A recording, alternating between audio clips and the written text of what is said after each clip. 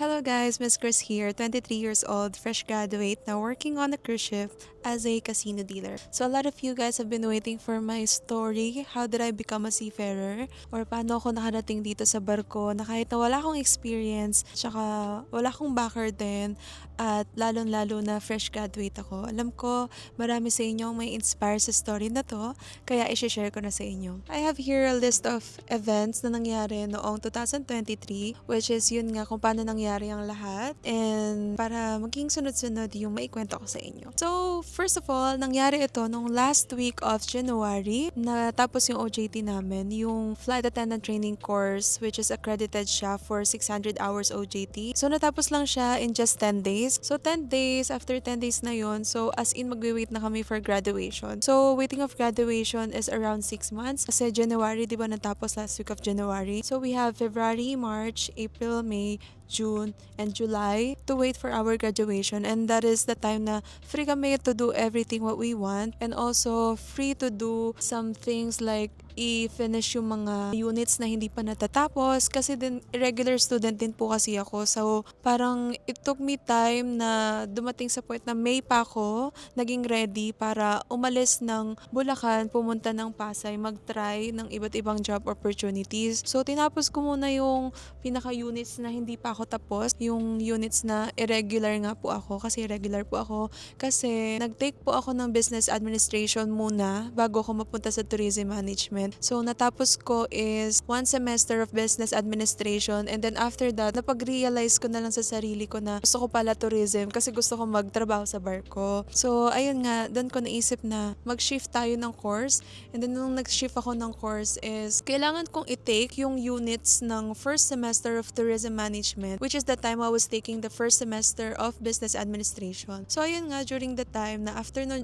OJT ko, which is on January, so I had to take my units na hindi ko pa natitake noong February, March, and April. So during these 3 months, I was taking my other units for me to finish my irregular subjects. And then after that, May na po, noong 2023, I started to move to Pasay with someone or like a friend of mine. Babae po siya. Nag-move po kami sa Pasay thinking that we could potentially have job opportunities there in Pasay. So ang thinking po is mag-a-apply kami ng trabaho doon sa Pasay and could probably like experience what it's like working na just before we even graduate. Like parang para pagka-graduation na namin, meron na kaming nakahandang trabaho. Hindi yung after graduation dun pa lang kami maghanap ng trabaho.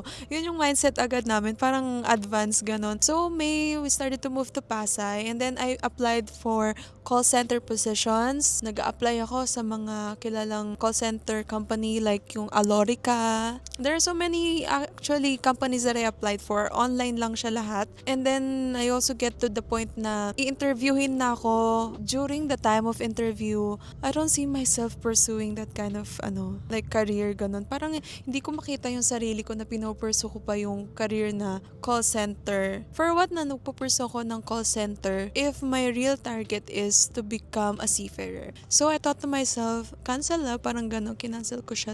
Also, syempre pag nagbabrowse tayo ng mga job opportunities, we get to be interested in some areas also for other jobs. Like, nag-apply din ako sa real estate companies, ganyan, sa may SMDC ba yun? Something like that. And then, I really went for their hiring na I really wear a formal attire just for the interview. But sadly, I was thinking, this is what for? Like, what am I doing for? What is it am I doing for? Like, ano ba yung purpose ko? Bakit ako papasok ng real estate company if really I'm into something like being a seafarer talaga, into cruise ship? So, I had to made up my mind na, okay, so ang gawin ko na lang is mag-focus ako to target the hotel industry. Because we all know that some of the Filipinos, diba, they get to be on the cruise ship just because they had the experience which is from the hotel industry.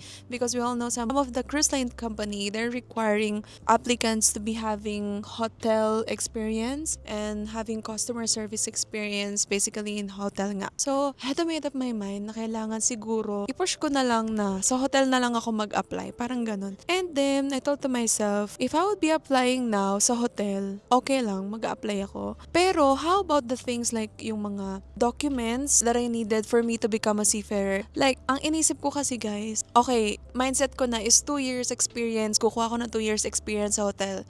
And then after that, I should be having all the documents already para pag may 2 years experience na ako, larga na agad sa barko, like apply na agad sa barko para wala na akong ganong aasikasuhin. Ganon yung mindset ko. Ganon yung parang naging isip ko that time. So what I had to do is, okay, mag-apply ako sa hotel. But for the meantime, I also like to pursue muna yung pag-aayos ng document in regards to applying for a cruise ship. That we all know na kailangan ng Seaman's book, passport, and everything, diba? So I had to search everything. So I have to search everything I need to know about how to get into the cruise ship industry and also what it takes to be in the cruise ship industry. I'm not thinking that I'm gonna be going for the industry na agad-agad after I graduate. It's not like that. I'm not thinking na matatanggap ako agad after I graduate. It's really on my mind na hindi ako matatanggap kasi they're really needing 2 years of experience. So I'm not really into applying after my graduation. I know for the fact that I'm not gonna be accepted. So I just want to be prepared. I did all of the things that I had to do for me to have the Seaman's book and all the trainings that I have to have for me to become a seafarer. Kasi pinag-aralan ko guys, ang gagawin nyo lang naman kasi is magsa-search kayo online. Search kayo sa Google, sa YouTube. There are a lot of tutorials out there. Actually, yung isang nakatulong sa akin talaga ng malala is Buhay sa Cruise Ship na YouTube channel. So, doon talaga ako nanood ng mga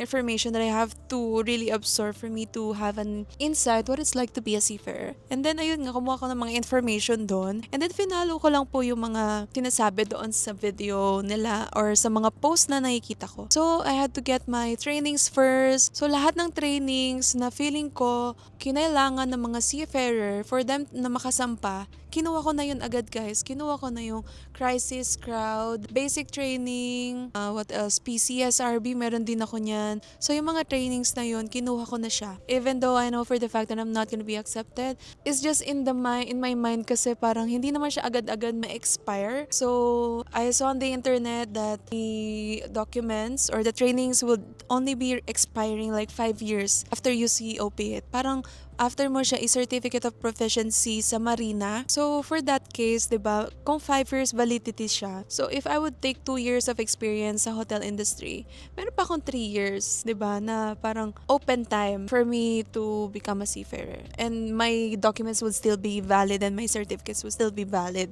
Kaya kinuha ko na siya agad noong June 2023. So, I got my Seaman's book and trainings June 5 to 20. And then July also is the time when Express opened their doors for non-experienced cabin crew. So I also dream of becoming a cabin crew or flight attendant before. During that time is July 19 evening. I received an email from Express inviting me for an interview for the next day. So July 20, I went to Express interview. So I tried my luck. Like, I just tried. But unfortunately, I wasn't accepted. Parang sa unang stage pa lang naligwak na ako. Kasi pinagtanggal kami ng blazer or nung coat namin. And then nakita na parang hindi pantay yung kulay ko. Kasi as you can see guys, hindi talaga siya pantay. Kasi nga, lumalabas ako sa bahay namin. Tapos nagde-deliver ako. Nagsa-sideline ako. Kaya hindi magiging pantay yung kulay ko. Kasi nga, more on labas-labas talaga ako. So, ang nangyari na nga is I went to a different cruise line agencies as well. Kasi dahil nga naligwak ako guys, umaga pa lang noon, 7 a.m. nagpunta ako sa Express. And then, of course, you still have time if, di ba nga, naligwak ako. Wala nang next step, ganyan. Wala nang next step for me. So, I thought to myself, naka-formal attire naman na ako. Everything is ready. Naka-shoes ako. Naka-makeup ako. So, why not try also sa mga cruise line companies if there is luck? So, pumunta ako guys sa mga different cruise line agency. Nagpunta ako sa RCCL guys. Tinry ko mag-walk-in. Nagpunta ako sa UPL. Nagpunta ako sa Singa Ship Management. Nagpunta din ako sa Magsaysay open hiring in sa mall, ganyan. Nagpunta din ako and then a lot more. Actually, parang 9 yung pinuntahan ko that time na to the point na inabot na ako ng 6 p.m. Guys, imagine, I was in Express 7 a.m. and then natapos ako maglibot-libot sa mga cruise line agency sa Manila 6 p.m. na. nila. Talagang sinuyod ko lahat, trying my best, trying my luck if they're gonna be hiring a fresh graduate like me. But unfortunately, they all told me na hindi daw sila nag-hire ng fresh graduate as of the moment, and then they're requiring experience for those applicants, and also they don't accept walk-in applicants. So all must be all online. So ayan, sabi nila sa akin, if you want to apply, just go online, look up for our website, ganyan ganyan, then apply ka. But really that time they're not hiring for fresh graduates. So what I had to do is naligwak ako sa Express. Everything done na. I already have my trainings, COP already, Seaman's book already, passport, everything I'm done. Like I'm ready to go. Like that. And then July 21, naisip ko sa sarili ko na parang, okay, ligwak ako sa airlines. I'm not gonna be a cabin crew this time, I think. Kasi yun nga, hindi pantay kulay ko. So, probably I really need to pursue something like an hotel industry. So, July 21 onwards, I applied for hotels. Nag-applied ako in Manila. And when to interviews also, I was invited for interviews. They're asking me to to always update them, and they will update me as well, ganun, something like that. But it takes time for them to make feedback about the interview. So, I also look up for other job opportunities na lang, ganun, while waiting. And then what happens, guys, is that may nakita kong Facebook post ng Magsaysay wherein they are hiring fresh graduates are encouraged to apply. I saw on the post. And I'm not familiar with the position that time. Hindi ko alam kung anong klaseng trabaho yung papasukin ko with that kind of posting na pinost nila. But I'm definitely sure na I'm welcome to that kind of position, because I'm a fresh graduate. And then it says there, no experience required. Fresh graduates are welcome to apply. So I send my application. I go to their website. I made an account. I log in. And then also, I put my details in and everything. And then I search for the job position. And then I applied for it. And then also to make sure, I applied also for their email. And then for that time, guys, I'm like kinda waiting na lang kung ano bang mangyayari sa buhay ko while still waiting for my graduation. Kasi my graduation is on August 9. So, we're still in July. So, I still have time like that. Parang medyo chill-chill pa, waiting na lang, ganun. Pero in my mind also, I'm kinda pressured kasi malapit na yung graduation, and still I'm not able to find any job, you know? Kasi gusto ko na agad magtrabaho, gusto ko na agad makabawi sa parents ko. It's not like they're requiring me to find a job already, but a feel of obligation as a daughter, only daughter, na maghanap na agad ng trabaho para sila naman yung malibre ko, sila naman yung mabigyan ko ng allowance, sila naman yung makabawi naman ako sa kanila. Parang ganun yung mindset ko. Kaya nag-apply na talaga ako. No need for rest after graduation, no need. Kailangan mag-apply na ako, kailangan magkatrabaho na. And then one day, August 1, 2023, I received a call from Magsaysay that I need to go tomorrow by 9 a.m. if I want to apply to work on a cruise ship. I go same day evening and booked a hotel so I wouldn't rush and be hula when I got to be interviewed. So, ang nangyari, nagpuputol ako ng kuko sa kwarto ng parents ko. Ganyan, putol ako ng kuko. Tapos, biglang may tumawag sa phone ko. Tapos, sabi ko, hello, sino to? Ganyan. Sino to? Tagalog pa talaga, guys. And then, it was like a kind of awkward because sabi na, okay, are you interested in applying in the cruise ship? Ha? Sabi ko, really? Like, parang nagpa-float pa ako na, cruise ship pa? Paano? Sino to? Anong company to? Like that, like that. This is Magsaysay. If you're interested to apply in cruise ship, parang medyo na-turn off na si madam yung sa kausap ko. Kasi parang, parang akong lutang na paano nangyari na ini-invite nila ako for interview for cruise ship. Sabi ko, hala, sino ba to? Ganyan. Totoo po ba to? Parang mga ganun. Tapos sabi, kung interested ka, you just go tomorrow by 9 a.m. If you're not interested, you just tell me if you're not interested, just update me. Parang ganun. Hindi ako makapaniwala. So, at that time, ay, wala na talaga, B. Pumunta na talaga ako sa bus station. Nag-prepare na talaga ako. Tapos, I packed all my things like my formal attire, and then, nag-prepare na din ako for some kind of interview preparation, ganyan. So, ang nangyari is evening noon, tapos pumunta ako sa Manila, and then nag-book ako ng hotel, tapos nagstay ako for that night para kinabukasan, like 7 a.m. pa lang naka-ready na ako para hindi na ako hulas-hulas. Tapos inom-inom lang ko ng tubig. Wala pa akong kain that time. Inom-inom lang ako ng tubig. Tapos 9 a.m. pinag-start na nilang paupuin yung mga applicants. So medyo kinakabahan ako kasi parang ang gaganda nung mga nung mga nag-a-apply. Ang gaganda nila, ang kikinis nila as well as sa mga male applicants. Ang flawless nila, and then they're also tall, and then talagang alam mo yun, parang cabin crew applicants din sila. And then I was thinking to myself, why am I here? Parang ganun. Parang, hala, parang bakit ako napili? Parang ganun. Okay, gagalingan ko na lang. Parang ganun yung inisip ko sa sarili ko.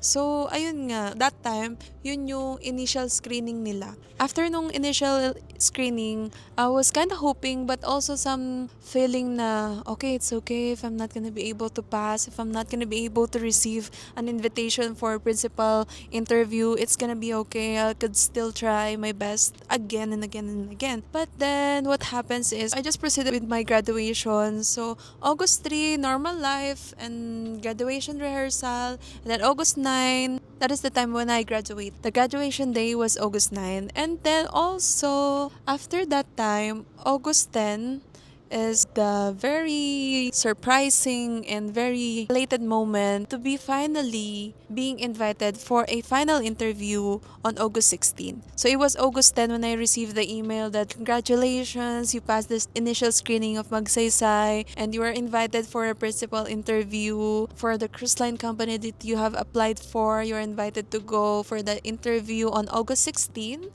2023. So, that time, ayun na nga, exactly 1 week from my graduation, I went to the interview, which is yung August 16 nga po. For that interview, August 16, about the principal interview or the interview na talaga na nanggagaling sa cruise line company, yung HR department nila ang mag-i-interview sa'yo. I would make a video about it so I can share more details about it and you can definitely learn from it. After a few days of my interview, my final interview, relax again, normal days, and then just keep on waiting, ganyan. Parang still on the back of my mind, I would just want to relax myself and think if I'm not gonna be accepted, it's okay, I could still try again.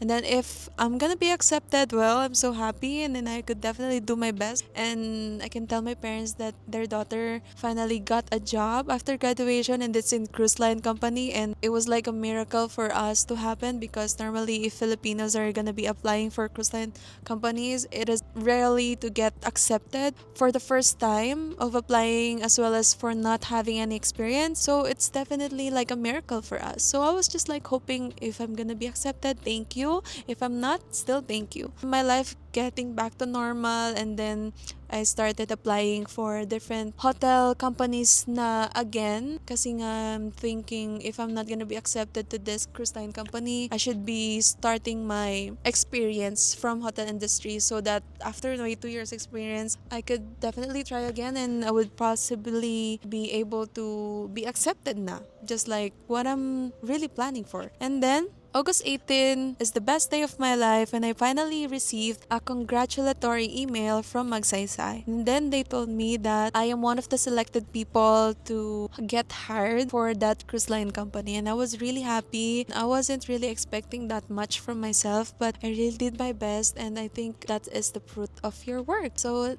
hard work pays off. And I began to process all my documents and requirements na. So after you get hired from Magsaysay, they will give you a list of things to do, what you have to do and what you have to accomplish, what you have to prepare, like the documents and everything. So they will all gonna help you in all of that aspect. So no need to worry because Magsaysay is really gonna be holding you from your first step until your last step of the way. And then for the requirements, guys, I would definitely make a video again about it so you can have full idea what is the list that Magsaysay gave us for the requirement, and I will tell you everything about it because yung pag-aasikaso ka din na requirements, guys, it all depends on the position that you are applying for. There are some cases na if your position is different, you have different set of requirements as well. But if you're interested for requirements for us as casino dealers, I will share it to you guys on my next video, which you have to be looking up to on this YouTube channel. So see you guys there. And then also, guys, alongside with the requirements, of course, there's this this gastos, diba? Meron yung mga fees,